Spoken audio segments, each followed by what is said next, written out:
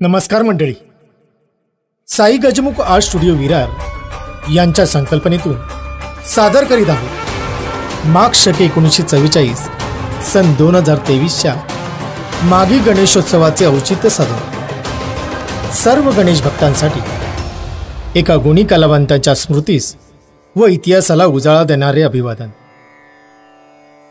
थोर संतांची जन्मभूमी व कर्मभूमी असलेल्या आपल्या या महाराष्ट्राला विविध संस्कृतींचा वारसा लाभला आहे.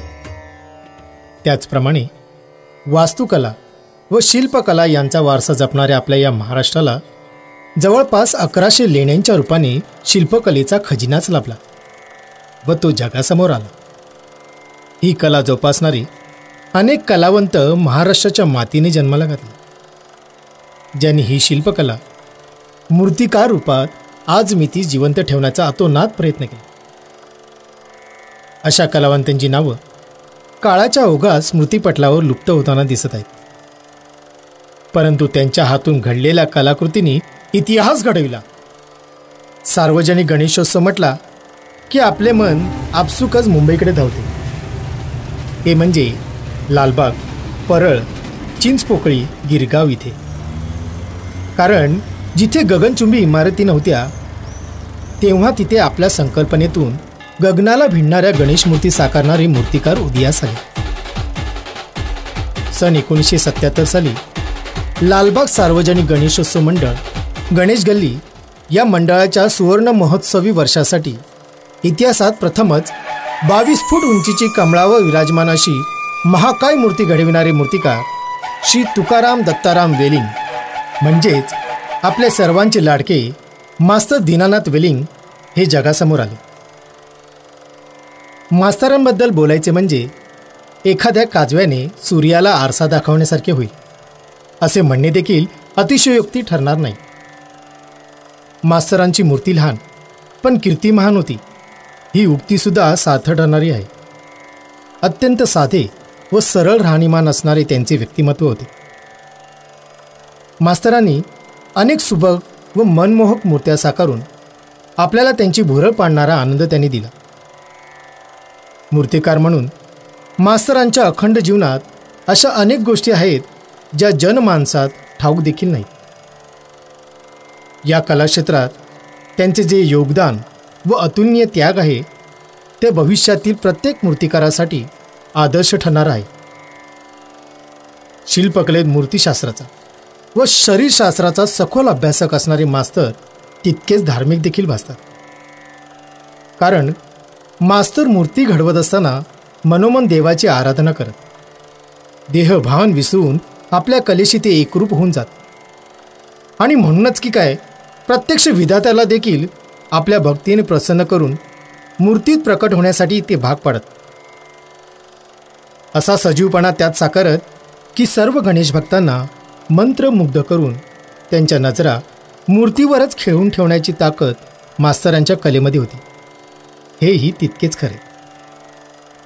गणेश गल्लीच्या मंडळासाठी सन 1977 ते 1989 या 13 वर्षात मास्तरांनी घडवलेल्या त्या मूर्त्या म्हणजे जणू त्यांच्या आयुष्यातील 13 वर्षांची तपश्चर्या रूपी ग्रंथच. तर चला मग अनुभवूया सुप्रसिद्ध मूर्तिकार मास्तर दीनानाथ वेलिंग यांच्या ग्रंथाचा प्रत्येक अध्याय. मास्तरांनी आपल्या जीवनात अनेक मैलाचे दगड पार केले.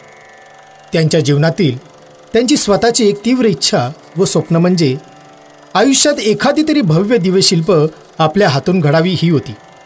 आणि ती पूर्णत्वास येण्यासाठी 1977 हे वर्ष उजाडले. आणि असे काही चमत्कार मास्तरांनी केले की गणेश गल्लीत 22 फुटी भव्य अशी श्रींची मूर्ती घडवली. आजपर्यंत संपूर्ण महाराष्ट्रातच नव्हे तर अखंड भारतात गणेश चतुर्थीत भव्य मूर्ती घडविणारे, असा प्रसिद्धीचा ठसा उमटवणारे हे एकमेव मूर्तिकार म्हणजे मास्तर दीनानाथ वेलिंगच. मास्तरांनी श्रींची महाकाय मूर्ती घडविण्यापूर्वीच त्याचा संपूर्ण अभ्यास व नियोजन केलं होतं. प्रथम अभ्यास म्हणजे भव्य काय मूर्ती साकारताना त्याला लागणारी ट्रॉली. ही सुद्धा मास्तरांनी त्याचा आराखडा तयार करून ती बनवली. एवढेच नव्हे तर श्रींची मूर्ती घडविताना कोणत्याही प्रकारचा साचा न वापरता लोखंडी शीख आणि गवत वापरून थेट हाताने प्लास्टर ऑफ पॅरिसची 22 फुटी मूर्ती घडविली. दुसरा अभ्यास म्हणजे ट्रॉलीवर श्रींची मूर्ती साकारण्यापूर्वीचा. त्यांनी जो अभ्यास केला तो इथे समजून घेण्याजोगा आहे. प्रथम ज्या आकाराची बांधणी तयार केली जाते त्याचे असे संतुलन साधायचे की मूर्ती एका विशिष्ट पद्धतीने डगमगेल व ट्रॉली वाहून नेताना मूर्तीला काही इजा होणार नाही अशी बांधणी करायची. तिसरा अभ्यास म्हणजे विसर्जनाच्या मार्गिकेचा. ते स्वतः मंडपापासून ते गिरगाव चौपाटीपर्यंत चालत जात आणि त्या मार्गातल्या अडथळ्यांचा म्हणजेच रस्त्यालगतची झाडे, दिव्यांचे खांब व सर्वात महत्त्वाचे उड्डाणपूल यांचा अभ्यास करत.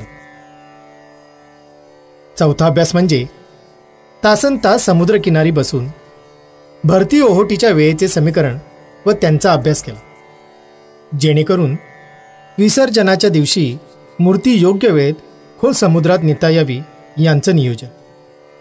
वेलिंग मास्तर हे केवळ उंच मूर्ती घडवून स्वस्थ बसले नाहीत, तर ती सुखरूप विसर्जन होईपर्यंत त्या मूर्तीसोबत स्वतः जातीने हजर राहून एक मूर्तिकार म्हणून जबाबदारी पार पाडणारे एकमेव मूर्तिकार ठरले. तर चला मग आपण मास्तरांनी लालबाग सार्वजनिक गणेशोत्सव मंडळ गणेश गल्ली यांच्याकरिता घडवलेल्या 13 वर्षातले श्रींचे दर्शन घेऊया.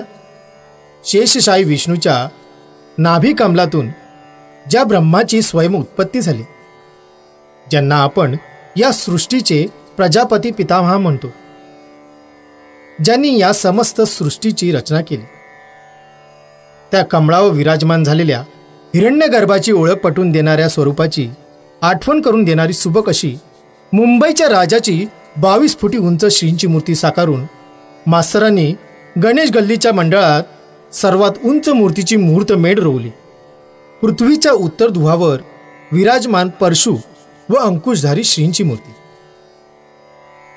दोन्ही पायात सर्प धरून आकाशात भरारी घेतलेल्या गरुडावर शंखचक्रधारी श्रींची मूर्ती, अष्टविनायकाचे दर्शन घडविणारी मुषकारूढ श्रींची मूर्ती, वृंदावनात गोपिकांचे चित्त हिरावून घेणाऱ्या सुमधुर मुरलीवादन करणाऱ्या श्रीकृष्ण अवतारातील श्रींची मूर्ती, शंखचक्रधारी त्रिमुखी सिंहासनाधीष्ट श्रींची मूर्ती, क्षीरसागरात शेष नागावर विराजमान श्रींची मूर्ती, शंखावर विराजमान श्रींची मूर्ती, डमरू त्रिशूळावरील श्रींची मूर्ती, ओंकारावर नर्तन करणारी श्रींची मूर्ती.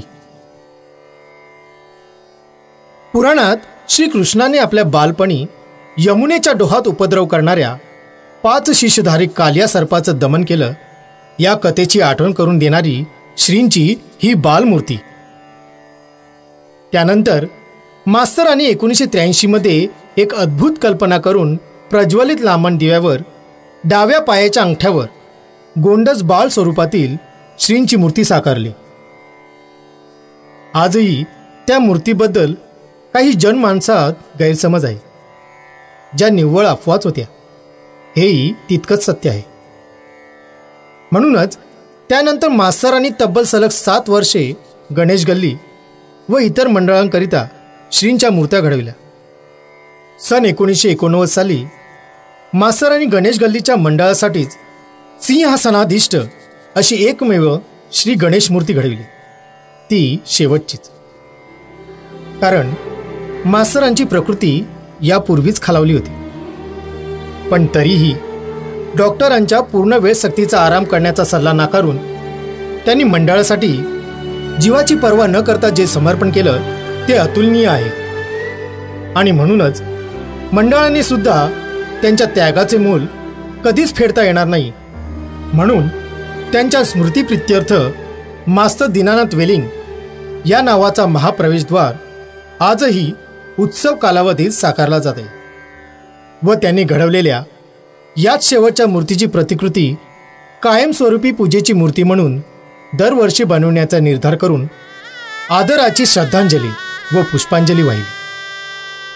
आजपर्यंत मास्तर उंच मूर्तीच्या संकल्पनेचे जनक म्हणून ओळखले जातात, व यापुढेही ते ओळखले जातील, यात ती मात्रही शंका नाही. म्हणूनच तर बोलावं असं वाटतं, बोल बोल बोल बोल 22 फूटवाले की